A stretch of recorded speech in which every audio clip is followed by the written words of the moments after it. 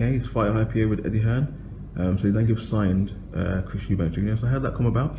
I suppose over the years, people just presumed that we'd end up working with Christopher because of the old relationship between his dad and my dad, and taking a little bit longer than expected. But I feel we're here at a great time. WBA interim champion, #1 in the world, and it's very exciting for the future. Okay, so what are the next opponents for him?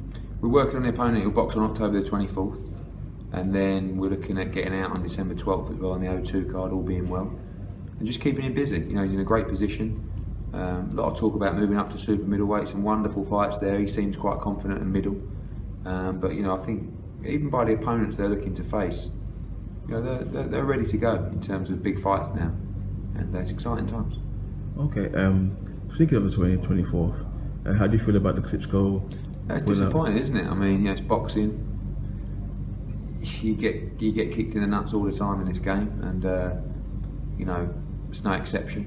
You just got to think on your feet, think logically, and move forward. And we've obviously got a lot of big fights contracted for that day, so we have to see what we're doing. Probably add some more fights to Sheffield as well, and just go to work. Okay. With that being said, what about the negotiations between Degale and Bute? Still ongoing. I mean, I think you get an announcement probably next week on that fight, or James's next fight, looking at middle of November. So it's a fight that could happen over there. I'd like to see it happen over here, to be honest with you. But I think either way, you'll get an announcement on his next fight, middle of next week. How do you think Degale will fare in that fight? I think he's a big favourite against Bute. I mean, Bute hasn't really been the same fighter since the Froch fight.